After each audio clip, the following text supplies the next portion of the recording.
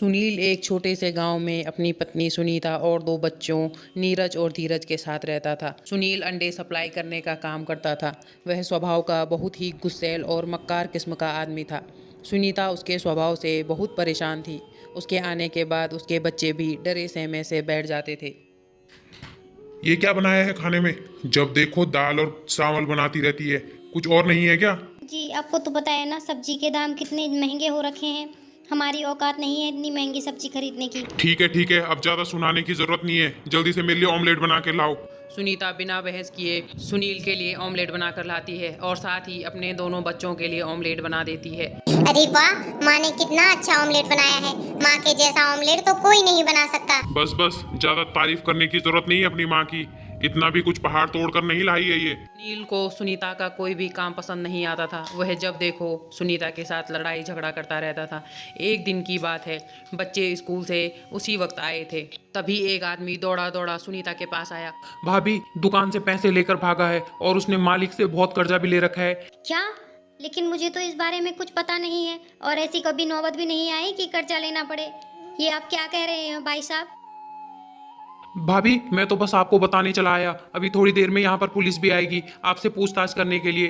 हे भगवान, ये सब क्या हो गया? उस आदमी ने तो मुझे कुछ बताया भी नहीं है इस बारे में। अब मैं पुलिस को क्या जवाब दूंगी? इतनी देर में वहाँ पुलिस भी आ जाती है और वह सुनीता के बयान लेने लगती है। सुनीता की बातों से पुलिस वाले समझ जाते हैं कि उन्हें इस बारे में कुछ जानकारी नहीं है। इसीलिए वह यह कहकर चले जाते हैं कि जब भी सुनील वापस आए तो उन्हें तुरंत इत्तला कर दिया जाए। पुलिस के वहाँ से जाते ही सुनीता अपना सर पकड़कर रोने लगती है। तभी उसके दोनों बच्चे उसके अगल बगल बैठकर उसे समझाने लगते हैं। माँ, कोई बात नहीं, हम आपके साथ हैं, आप परेशान मत हो। तब सुनीता अपने दोनों बच्चों को गले लगा लेती है। उसे कुछ भी रास्ता नजर नहीं आ रहा था। उसे ये समझ नहीं आ रहा था कि वह क्या करे। वह इतनी पढ़ी लिखी भी नहीं थी कि कहीं नौकरी कर सके, लेकिन उसके मन में ये भी था कि उसे अपने बच्चों की अच्छी परवरिश और पढ़ाई लिखाई भी करवानी है। पर आखिरकार मरती क्या न करती, वह उठी और अपने लिए काम ढूंढने लगी। लेकिन उसे समझ नहीं आ रहा था वे क्या काम करे, क्योंकि पढ़ाई लिखाई के बिना उसे कुछ भी काम मिलना संभव नहीं था। लेकिन सारा दिन घूमने के बाद भी उसे काम नहीं मिला। माँ, मुझे बहुत भूख लगी है, ऑमलेट बना दो ना, हम उसी के साथ रोटी खा लेंगे। तब सुनीता को एक आइडिया आता है। वो जल्दी से अपने बच्चों के लिए ऑमलेट बनाकर लाती है और बाजार से ऑमलेट बनाने का सामान ले आती है। अगले दिन बच्चों के स्कूल जाने के बाद सुनीता वो अंडे की ट्रे और ब्रेड लेकर बाजार में अपनी एक छोटी सी दुकान लगा लेती है। इसलिए वह बहुत घबरा भी रही थी। घबराहट उसके चेहरे पर साफ दिखाई दे रही थी, क्योंकि उसने आज तक ऐसा काम कभी नहीं किया था। तभी वहाँ एक ग्राहक आता है। सुनिए, मेरे लिए एक ब्रेड ऑमलेट दे दीजिए। हाँ साहब, अभी बनाती हूँ, गर्मा गर्म। तब सुनीता उसके लिए गर्मा गर्म ब्रेड ऑमलेट बनाने लगती है और घर में बनाई हुई चटनी के साथ उसे खाने को देती है। जैसे ही ग्राहक ने वह खाया, अरे वाह, मैंने इतना अच्छा ब्रेड ऑमलेट तो आज तक नहीं खाया। और चटनी चटनी की तो बात ही निराली है। ऐसी चटनी तो मैंने जिंदगी में नहीं खाई। वाह भाभी वाह, क्या कमाल का ब्रेड ऑमलेट बनाया है आपने। ऐसा स्वाद तो बहुत मुश्किल से मिलता है। जी बहुत बहुत धन्यवाद आपका। सुनो, एक तीखा और एक कम तीखा ब्रेड ऑमलेट देना। जी अभी देती हूँ, ये लीजिए। क्या अच्छा ब्रेड ऑमलेट बनाया है आपने। मैंने ऐसा ब्रेड ऑमलेट कभी नहीं खाया। नमक मिर्च और मसाले कितने संतुलन से डाले हैं आपने इसमें। बहुत अच्छा भाभी। वाह भाई वाह, मजा ही आ गया। ऐसा ब्रेड ऑमलेट मैंने कभी नहीं खाया जिंदगी में। यह सब सुनकर सुनीता का बहुत आत्मविश्वास बढ़ जाता है और शाम होते होते वह बहुत सारे ब्रेड ऑमलेट बेचकर घर चली जाती है। घर पहुंचते ही बच्चे सुनीता का इंतजार कर रहे थे। अपनी माँ को पहली बार ऐसे काम से लौटता देखकर दोनों अपनी माँ के लिए चाय और पानी ले आते हैं। माँ, तुम कितनी अच्छी हो, तुम हमारा कितना ख्याल रखती हो। और एक पापा हैं जो हमें बीच मझधार में छोड़कर चले गए। उन्होंने एक बार भी हमारे बारे में नहीं सोचा। बस मेरे बच्चों, बीती हुई सारी पुरानी यादें को भूल जाओ। वो हमारा एक बीता हुआ गुजरा हुआ कल था। हमें अपने भविष्य के बारे में सोचना है और हमें बहुत मेहनत करनी है बेटा। माँ, हम भी शाम को आपके साथ दुकान पर आएंगे। हाँ माँ, हम स्कूल से आकर जल्दी से अपना होमवर्क कर देंगे और उसके बाद दुकान पर तुम्हारी मदद करने के लिए आएंगे। तब अगले दिन से सुनीता और उसके दोनों बच्चे अपना काम और अच्छे से शुरू कर देते हैं। जहाँ सुनीता ब्रेड ऑमलेट बनाती, वहीं धीरज और नीरज दोनों ग्राहकों को प्लेट सर्व करते।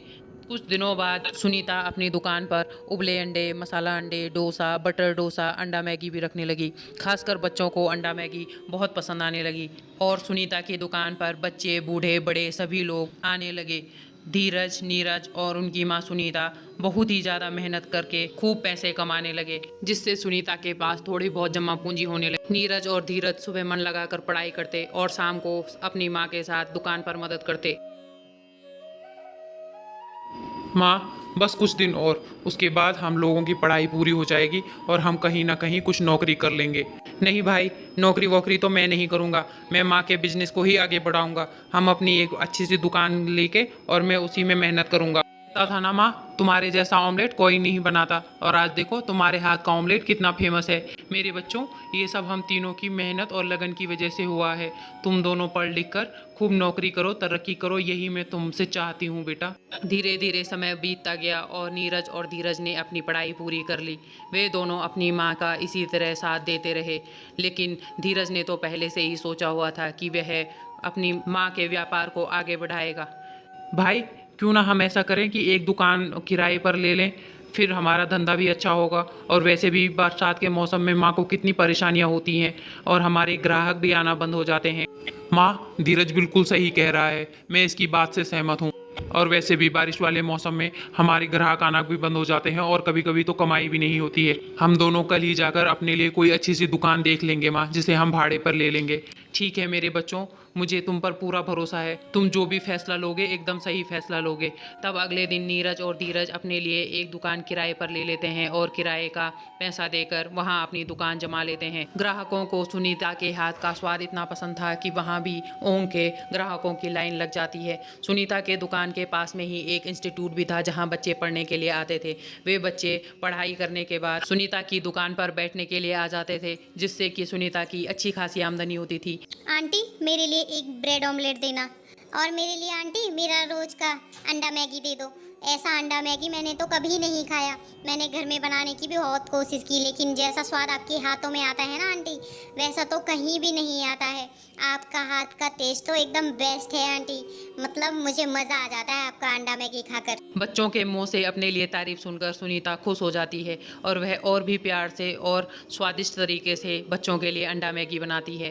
तब अगले दिन जैसे ही सुबह सुनीता दुकान खोलने के लिए आई तो सब लोग इधर उधर भाग दौड़ रहे थे और अपना सामान ले जा रहे थे। तब वह एक आदमी को पूछती है, भाई साहब, ये सब क्या हो रहा है? लोग इतना अफरा तफरी और इधर उधर क्यों भाग रहे हैं और अपने सामान को उठाकर कहाँ ले जा रहे हैं? अरे बहन जी, आप भी अपनी दुकान का सामान जल्दी जल्दी निकालो। जिस दुकानदार ने हमें ये दुकानें दी हैं, ये सब दुकानें इलीगल हैं और अभी थोड़ी देर में यहाँ पुलिस भी आती होगी। वे सारा सामान उठाकर बाहर फेंके, इससे पहले आप अपना सामान हटा लो यहाँ से। तब सुनीता अपना सर पकड़ देती है और जल्दी से अपने दोनों बेटों को वहाँ बुलाती है। दोनों धीरज और नीरज यह बात सुनकर दौड़े दौड़े अपनी माँ के पास आते हैं। अभी उन्हें किराया दिए हुए 1 महीना भी नहीं हुआ था। यह सब जानकर सुनीता भी बहुत परेशान हो जाती है। जैसे तैसे दोनों भाई दुकान का सारा सामान बाहर निकाल देते हैं और पुलिस वाले वहां आकर दुकान बंद कर देते हैं। पता नहीं भगवान क्या चाहता है हमसे। हमारे ज़िंदगी में पता नहीं कितने दुख लिखे हैं भगवान ने। जब भी कुछ अच्छा होने को होता है, बुरा पहले हो जाता है। माँ, तुम बिल्कुल फिक्र मत करो, हम अपने हिसाब से कुछ न कुछ जुगाड़ जरूर कर लेंगे। तब फिर से सुनीता ने वहीं से अपनी दुकान शुरू की जहां उसने सबसे पहले अपना दुकान शुरू किया था। उसे बहुत डर लग रहा था कि वो अब क्या होगा, उसके पास ग्राहक आएंगे कि नहीं, लेकिन उसके हाथों का स्वाद इतना अच्छा था कि ग्राहक भी वहाँ भी खींचे चले आए और देखते ही देखते उसकी सारी दुकान फिर से ग्राहकों से भर जाती थी। धीरे धीरे समय बीतता गया और सुनीता के पास काफ़ी जमा पूंजी जमा हो गई और उसने अपने धंधे को आगे बढ़ाने के बारे में सोचा और फिर उसने अपने जैसा ऑमलेट अपने बेटे धीरज को भी बनाना सिखाया। धीरज भी अब अपनी माँ के जैसा ही अच्छा और टेस्टी ब्रेड ऑमलेट बनाने लगा।